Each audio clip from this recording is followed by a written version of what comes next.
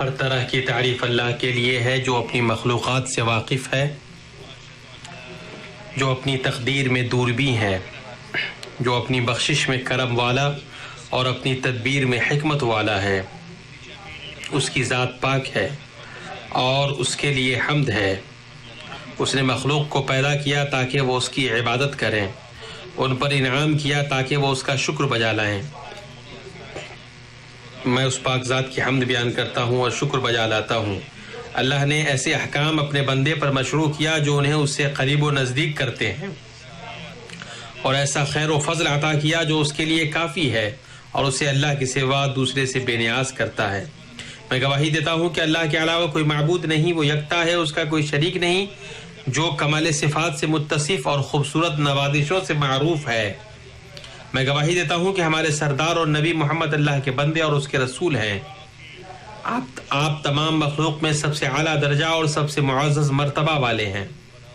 اللہ کا بہت زیادہ درود و سلام اور برکت نازل ہو آپ پر، آپ کی آل و اصحاب پر، اور اچھے طریقے سے آپ کی پیروی کرنے والوں پر، اور کبھی نہ ختم ہونے والی اچھی اور پاک برکتیں نازل ہو۔ اما بعد، میں تمہیں اے لوگوں اور اپنے آپ کو اللہ کے تقوی کی وصیت کرتا ہوں۔ اللہ کا تقوی اختیار کرو، اللہ تم پر رحم کرے۔ دنیا پر غم نہ کھاؤ، اس کا انجام تو کوچ کرنا ہی ہے۔ اپنے رب پر بھروسہ کرو، وہ ہمارے لیے کافی ہے اور وہ بہتر کارساز ہے۔ اللہ کے ذکر اور شکر میں مشغول رہو، وہ اپنے بے شمار بھلائیوں سے نوازے گا۔ اور خوب سے خوب استغفار کرو، یہ غموں کو زائل کرتا ہے۔ جان لو کہ اللہ پر بھروسہ کرنے کا کوئی بدل نہیں ہے۔ جو قرآن سے مانوس ہوا اسے کوئی وحشت زدہ نہیں کر سکتی۔ جس کی امیدیں بڑی ہوگی اس کی عبادت اچھی ہوگی۔ ماضی پر افسوس کرنا حاضر کو ضائع کرتا ہے۔ جو کسی خیر کو دیکھے تو اسے چاہیے کہ اسے پھیلائے۔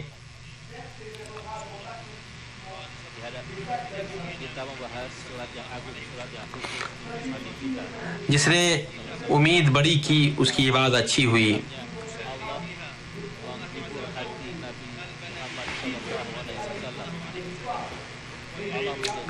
جو شخص اللہ تعالیٰ کا فرمان ہے، جو شخص نیک عمل کرے، مرد ہو یا عورت، لیکن با ایمان ہو، تو ہم اسے یقیناً نہایت بہتر زندگی عطا فرمائیں گے اور ان کے نیک اعمال کا بہتر بدلہ بھی انہیں ضرور دیں گے۔ مسلمانوں، آپ کے سامنے ایک عظیم صورت ہے، ایک ایسی صورت جو خاص ہمارے نبی صلی اللہ علیہ وسلم کے لیے ہے۔ ایسی صورت جس میں اللہ عز و جل اپنے نبی محمد صلی اللہ علیہ وسلم کو تسلی دے رہا ہے اور آپ سے خیر کثیر کا وعدہ فرما رہا ہے، اور آپ کے دشمنوں کو لاوارث و بے نام و نشاں ہونے اور برے ٹھکانے سے ڈرا رہا ہے۔ اس کے ساتھ ہی یہ صورت دین اور دعوت کے سلسلے میں مسلمان کی زندگی اور اللہ کے دشمنوں اور اس کے دین کے دشمنوں کے تعلق سے اس کے موقف کو پیش کر رہی ہے۔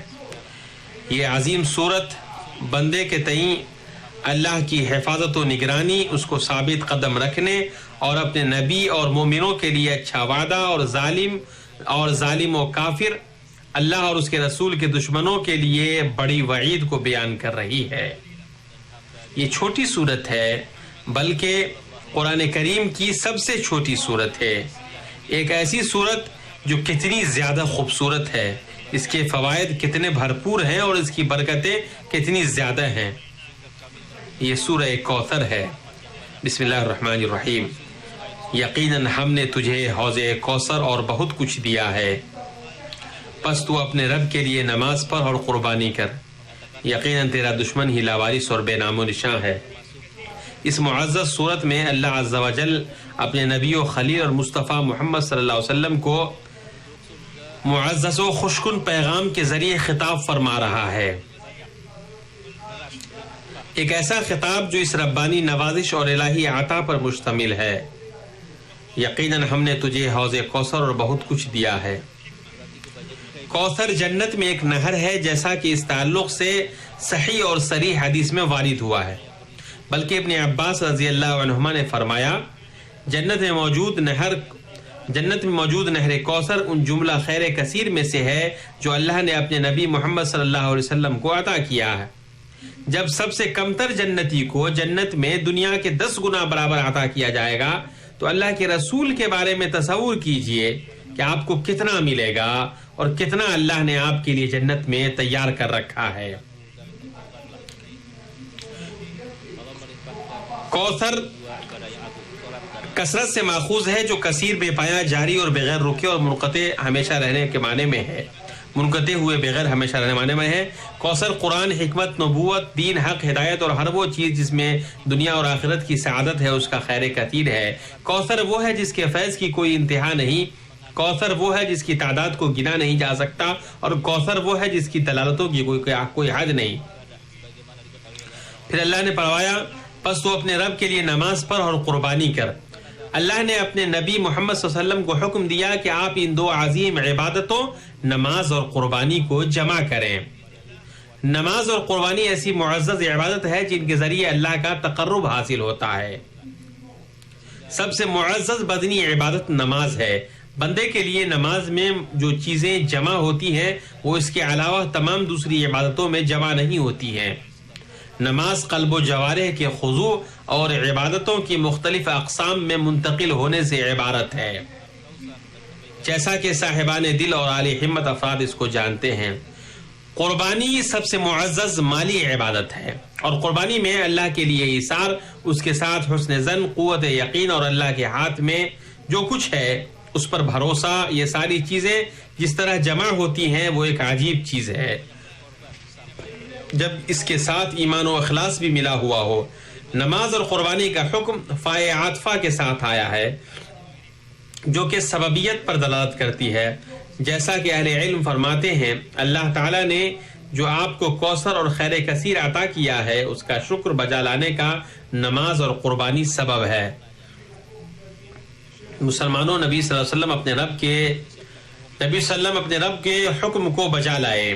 آپ بہت زیادہ نماز پڑھتے تھے یہاں تک کہ آپ کے دونوں پاؤں سوج جاتے۔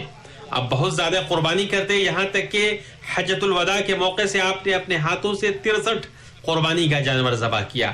اسی طرح آپ عیدوں میں اور دوسری تقریبات کے موقع سے بھی جانور ذبح کرتے۔ مسلمانوں،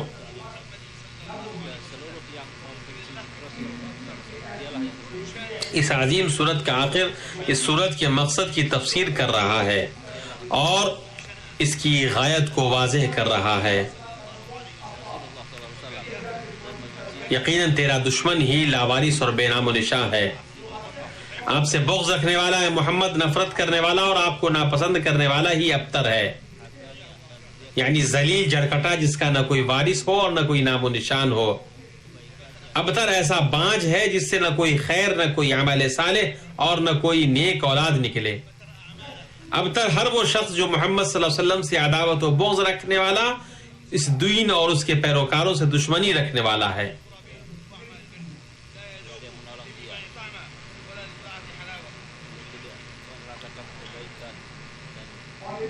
جس نے رسول اللہ صلی اللہ علیہ وسلم سے بغض و نفرت رکھا اور جو آپ کی شریعت کو ناپسند کیا تو اللہ تعالیٰ اس کو ہر خیر سے محروم کر دے گا۔ اللہ تعالیٰ اس کے نام کو، اس کے اہل اور مال کو بے نام و نشان کر دے گا۔ وہ اپنی دنیا اور آخرت میں گھاٹے میں رہے گا۔ اس کی زندگی ایسی ہی بے برکت ہوگی جس سے وہ کوئی نہ فائدہ اٹھا پائے گا اور اس کے دل کو ناکارہ کر دے گا۔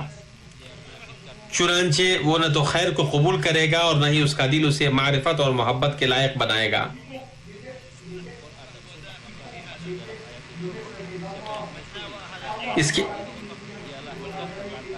اس کے اعمال کو کاٹ دے گا، چنانچہ انہیں طاعت اور نیک عمل سے پھیر دے گا، اسے اس کا انصار و مددگار سے دور کر دے گا، اسے تقرب اور نیک اعمال سے ہٹا دے گا۔ وہ نہ تو ایمان کا مزہ اور نہ طاعت کی حلاوت چکھ سکے گا۔ اگر اس کے اعضاء ان اعمال کو بظاہر انجام بھی دے دیں تو اس کا قلب ان سے پھرا ہوا ہوگا۔ رسول اللہ صلی اللہ علیہ وسلم جو شریعت لے کر آئے اس میں سے بعض کو جس نے ناپسند کیا اور بغض رکھا اور اپنی خواہش کے لیے یا اپنے پیروں یا اپنے شیخ یا اپنی جماعت کے لیے اس کو رد کر دیا تو وہ لوگوں کے کلام، ان کی علوم اور آراء کو اللہ، اس کے رسول اور قرآن و سنت کی علوم پر فوقیت دینے والا ہوگا، اور وہ اس میں داخل ہوگا جو اس دین کے در پہ ہوا وہ ناکام، الگ تھلگ اور جڑکٹا ہے۔ غور کرو، اللہ پر رحم کرے، ابو بکر بن عیاش رحمہ اللہ کی اس قول پر ان سے کہا گیا مسجد میں ایک قوم بیٹھتی ہے اور ان کے پاس دوسرے لوگ بیٹھتے ہیں، تو آپ نے فرمایا جو لوگوں کے لیے بیٹھے گا تو لوگ اس کے پاس بیٹھیں گے، لیکن اہل سنت مر جاتے ہیں اور ان کا نام چلتا رہتا ہے، اور اہل بدعت مر جاتے ہیں اور ان کا ذکر بھی مر جاتا ہے، اس لیے کہ اہل سنت نے اس چیز کو زندہ کیا جسے رسول اللہ صلی اللہ علیہ وسلم لے کر آئے، تو ان کو بھی اللہ تعالیٰ کے اس قول کا کچھ حصہ نصیب ہوا اور ہم نے تیرا ذکر بلند کر دیا۔ اہل بدعت و انحراف رسول اللہ صلی اللہ علیہ وسلم کی شریعت سے دشمنی رکھتے ہیں، تو اللہ تعالیٰ کے اس قول کا کچھ حصہ ان کو بھی نصیب ہوا، یقیناً تیرا دشمن ہی لاوارث اور بے نام و نشان ہے۔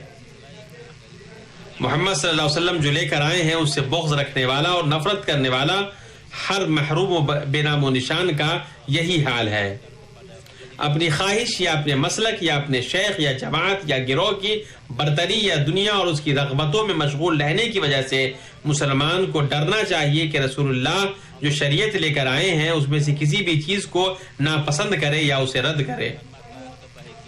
مسلمان کو چاہیے کہ وہ سنت اور سیدھی راہ کو لازم پکڑے تاکہ وہ بلا اثر و نشان نہ بن جائے اور اس پر اس کا عمل رد نہ کر دیا جائے، کیونکہ ہلاک کرنے والی چیزیں تین ہے: خواہشات کی پیروی کرنا، مسلک اور جماعت کے لیے تعصب برتنا، اور دنیا اور اس کی رغبتوں میں مشغول رہنا۔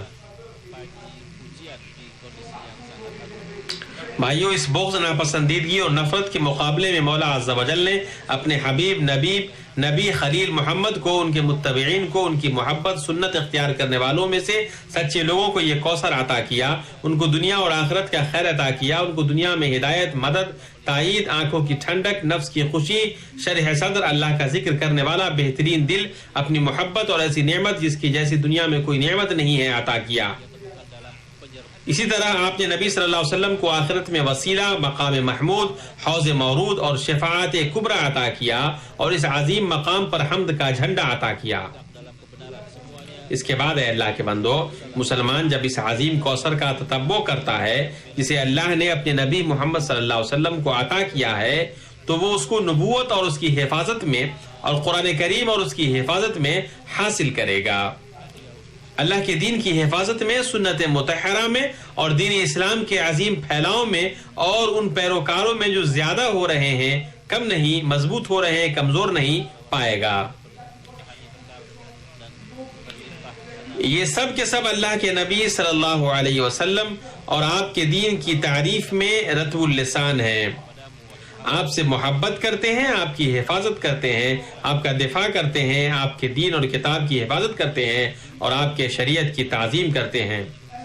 اللہ تبارک تعالیٰ نے آپ کے ذکر کو، آپ کی شریعت کو اور آپ کے دین کو تمام بندوں کے لیے فائق تر اور برسر عام، باقی اور ہمیشہ ہمیش کے لیے تا قیامت محفوظ رکھا ہے۔ آپ پر اللہ کا درود السلام و تا قیامت ہمیشہ رہنے والی اور بڑھنے والی برکتیں نازل ہو۔ اعوذ باللہ من الشیطان الرجیم۔ اگر اللہ تعالیٰ کا فضل و رحم تجھ پر نہ ہوتا تو ان کی ایک جماعت نے تجھے بہکانے کا قصد کر ہی لیا تھا، مگر دراصل یہ اپنے آپ کو ہی گمراہ کرتے ہیں، یہ تیرا کچھ نہیں بگاڑ سکتے۔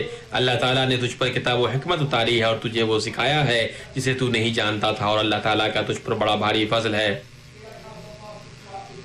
اللہ تعالیٰ ہمیں اور آپ کو قرآن و سنت سے فائدہ پہنچائے۔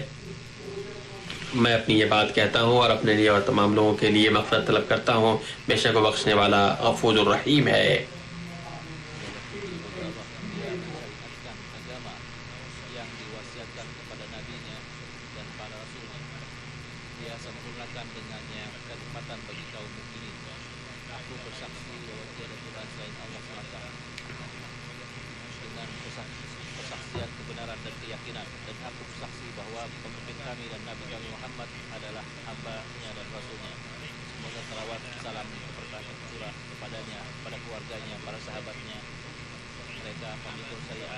ہر طرح کی تعریف اللہ کے لیے ہے، ہر طرح کی تعریف اللہ کے لیے ہے جس نے ہمارے لیے وہ دین مشروع کیا جس کا حکم اپنے نبی اور رسولوں کو دیا، اس دین کو مکمل فرمایا اور اس کے ذریعے مومنوں کے لیے نعمت کو پورا کیا۔ میں گواہی دیتا ہوں کہ اللہ کے علاوہ کوئی معبود نہیں، میں حق و یقین کی شہادت دیتا ہوں کہ وہ یکتا ہے، اس کا کوئی شریک نہیں، اور میں گواہی دیتا ہوں کہ ہمارے نبی ہمارے سردار اور نبی محمد اللہ کے بندے اور اس کے رسول ہیں. آپ موحدوں کے سردار اور متقیوں کے امام ہیں. اللہ کا درود و سلام اور برکت نازل ہو آپ پر، آپ کے نیکوکار پاک باز حال پر اور روشن چمکدار اصحاب پر جو شریعت کو اٹھانے والے اور دین کے محافظ ہیں، اور ان پر جنہوں نے اچھے طریقے سے ان کی پیروی کی. بہت زیادہ سلامتی نازل ہو قیامت تک. مسلمانوں، اللہ کا پیمانہ انسان کے پیمانے سے الگ ہے، اور اس عزیز کریم کا ترازو کمزور و ناتوا کے ترازو سے جدا ہے. غور کرو، جب کفار اور ان کے سرداروں نے محمد صلی اللہ علیہ وسلم کے بارے میں کہا ان کو چھوڑ دو کہ آپ لاوارث اور بے نشان ہیں، آپ بغیر وارث کے مریں گے اور آپ کا معاملہ ختم ہو جائے گا. چنانچہ یہ عظیم سورت اس حقیقت کو بتانے کے لیے نازل ہوئی کہ کون کٹے گا اور کون پھیلے گا، کہاں خیر و فیوز ہوں گے اور کہاں نقص، ہلاکت اور گھاٹے کی گھاٹیاں ہوں گی، اور کہاں نفع، کامیابی، بلندی اور اقتدار و غلبہ کے میدان ہوں گے. لوگ دھوکہ کھاتے ہیں، فریب کے شکار ہوتے ہیں اور یہ گمان کرتے ہیں کہ ان کے پیمانے، ان کے نظریات اور ان کے معیار ہی حقیقت کو طے کرتے ہیں اور چیزوں کے چلنے میں فیصل ہوتے ہیں. بلا شبہ دین حق اور اللہ کی طرف دعوت ممکن ہی نہیں ہے کہ بے نام و نشان ہو، اور نہ ہی یہ ممکن ہے کہ اس کے علمبردار دم بریدہ ہو، بلکہ یہ دین و دعوت تو دین و دنیا میں اقتدار اور رفعت اور شوکت و غلبہ سے عبارت ہے. سنو، اللہ کا تقوی اختیار کرو، اللہ تم پر رحم کرے، اور جان لو کہ یہ عظیم صورت دین اور اہل دین کی نمائندگی کرتی ہے کہ ان کے اندر کیا چیز پائی جاتی ہے، اور ان کے لیے ہدایت، خیر، ایمان، اللہ کی برکتیں، اس کی مدد اور کرم میں سے کیا کیا ہے، اور دین کے دشمنوں اور صاحبان کفر و ضلالت اور شرک و گمراہی کے لیے کیا ہلاکت و بربادی اور نام و نشان سے محرومی ہے. اللہ تبارک تعالی اور اس کے فرشتے درود و سلام بھیجتے ہیں نبی پاک پر. اے ایمان والو، تم بھی درود و سلام بھیجو ان پر اور خوب سلام بھیجتے رہا کرو. درود و سلام نازل ہو آپ پر، آپ کے آل و اصحاب پر، آپ کی ازواج پر اور خلفائے راشدین پر، ابوبکر، عمر، عثمان اور علی پر، اور تابعین پر، اور جو اچھے طریقے سے ان کی پیروی کریں ان پر، اور ان کے ساتھ ہم پر. اے اللہ اسلام اور مسلمانوں کو عزت عطا فرما، اے اللہ اسلام اور مسلمانوں کو عزت عطا فرما، اور شرک اور مشرکوں کو رسوا کر، تمام دین کے دشمنوں کو تو رسوا کر. اے اللہ ہمیں اپنے ملکوں میں امن و امان عطا فرما.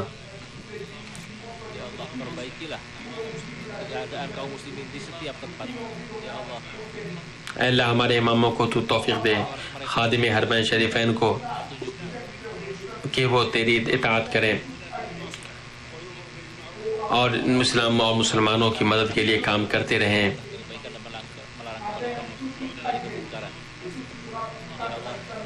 اے اللہ تمام مسلمان حکمرانوں کو توفیق دے کہ وہ نبی پاک صلی اللہ علیہ وسلم کی سنت پہ عمل کریں اور انہیں مومن تیرے بندوں کے لیے رحمت بنا. اے اللہ تمام مسلمان جہاں بھی ہیں ان کے احوال کو درست فرما.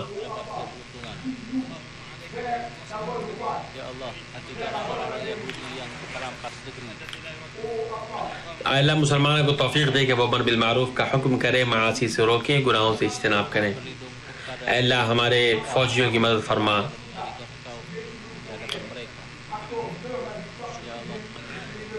اے اللہ ان کے نشانوں کو درست فرما، ان کے قدم کو جما دے. اے اللہ جو ان کے شہید ہیں اللہ ان کے تو قبول فرما، مغفرت فرما. اے قوی و عزیز، اے اللہ یہود و غاصب کو پکڑ لے.